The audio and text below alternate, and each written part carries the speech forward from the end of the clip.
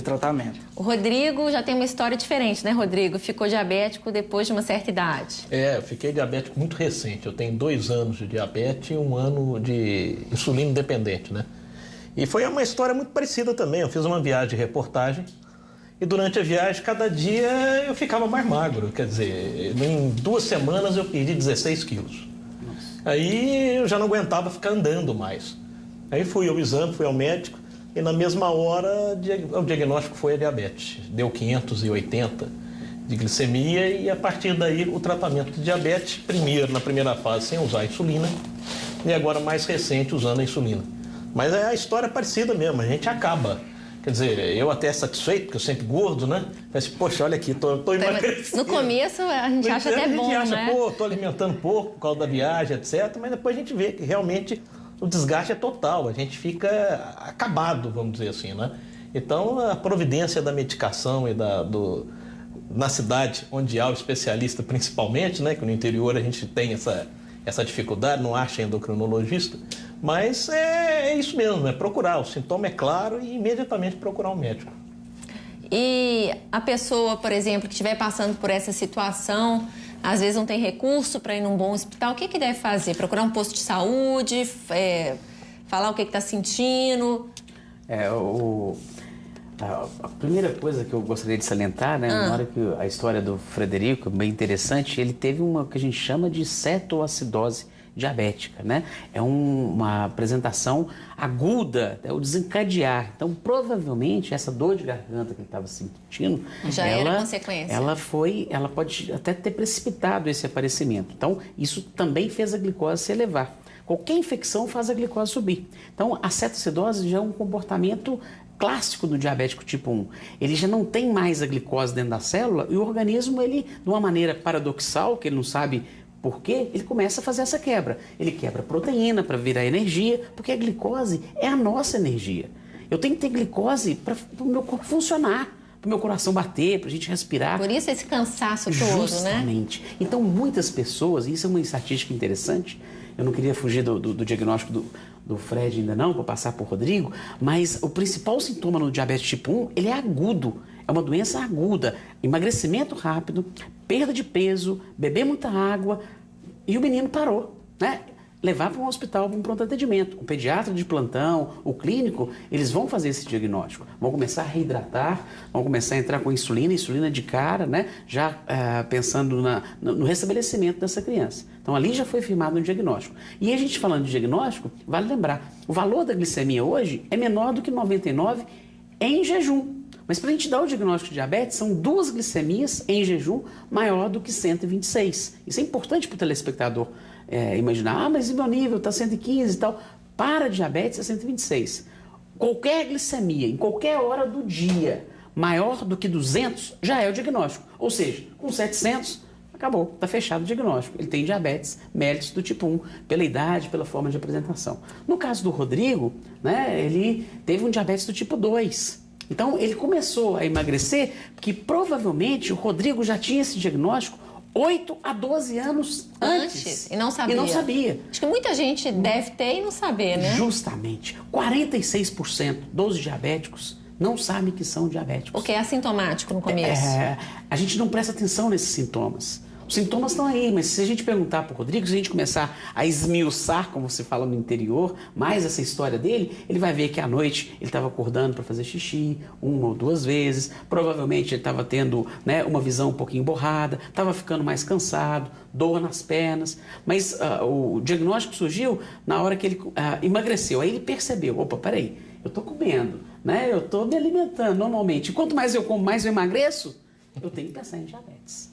Certamente. E no caso de aparecer a diabetes na criança, o que a gente escuta falar é que esse tipo de diabetes é mais grave quando aparece na criança do que no caso de um adulto, por exemplo. É verdade? A gente escuta muito isso mesmo, né? É mais grave na criança, é mais grave no velhinho, ou no adolescente. No adolescente já está rebelde. Eu falo que o diagnóstico difícil é quando não há aceitação.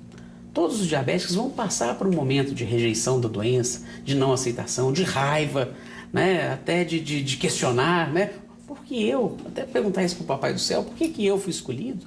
Né? Mas o mais importante é a conscientização da doença. Poxa, eu tenho um problema que ainda não tem cura. Nós, médicos, estamos, né, Sociedade Brasileira de Diabetes, as sociedades americanas, europeias, nós estamos estudando para buscar essa cura. Mas enquanto não vem a cura, nós temos controle. É uma doença controlável. Então não existe essa questão de ser mais grave. Um diabético do tipo 2, igual o Rodrigo, que não se controla, ele vai ter realmente maiores complicações. Então a chave do problema é o controle, é o tratamento. E quando a gente pensa também em diabetes, além da insulina, a primeira coisa que vem à cabeça é não pode comer doce. Eu imagino que uma das coisas mais difíceis, né, para quem começa um tratamento é essa mudança alimentar, essa mudança de dieta que tem que acontecer, né, Cássia? Qual que é a primeira orientação quando um paciente acaba de descobrir que está diabético? Patrícia, eu costumo dizer que o início de um tratamento de diabetes é o início de uma reeducação alimentar, né? Então, a gente vai começar um processo de um trabalho mesmo de conscientização. Então, a pessoa chega no consultório realmente achando, nunca mais vou poder comer doce, vou cortar o açúcar. Realmente, no primeiro momento, a gente vai evitar aquilo que altera a glicemia mais rapidamente, né? E trabalhar com essa conscientização, com o equilíbrio dos alimentos no dia a dia. É um processo, não é algo que acontece imediatamente.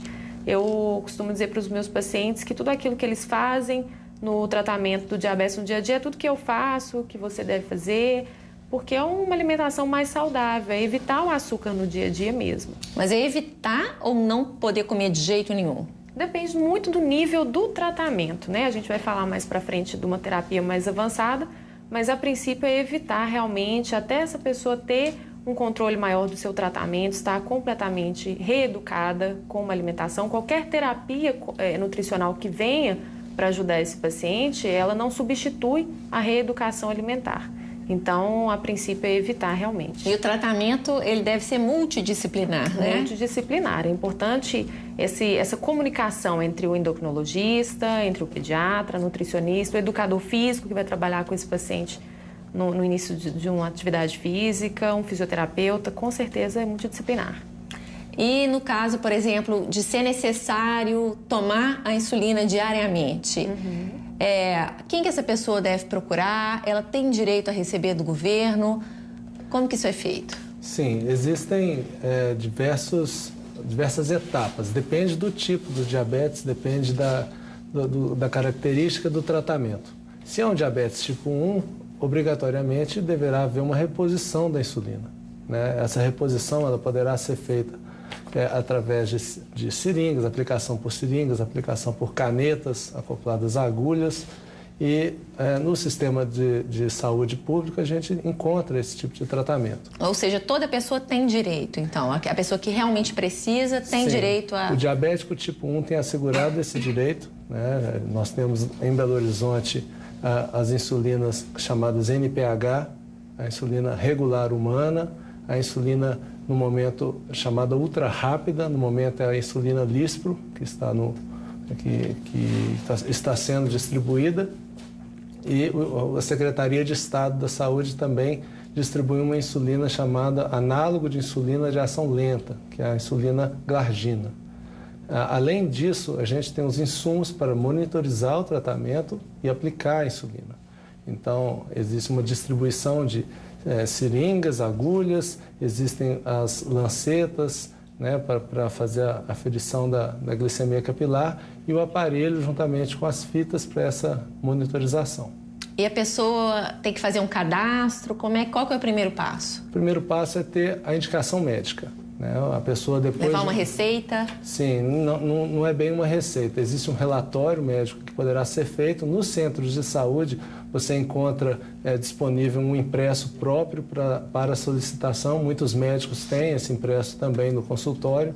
E através disso, onde vai ter escrito a classificação do diabetes, o tipo de tratamento empregado, a necessidade, o que a pessoa está solicitando, você então entrega no centro de saúde e a pessoa será incluída na lista de remessas para o centro de saúde. Ô, gente, a gente vai ter que fazer aquele rápido intervalo agora, mas no próximo bloco a gente vai aprofundar aí no tratamento, nas histórias de cada um e muito mais, daqui a pouquinho.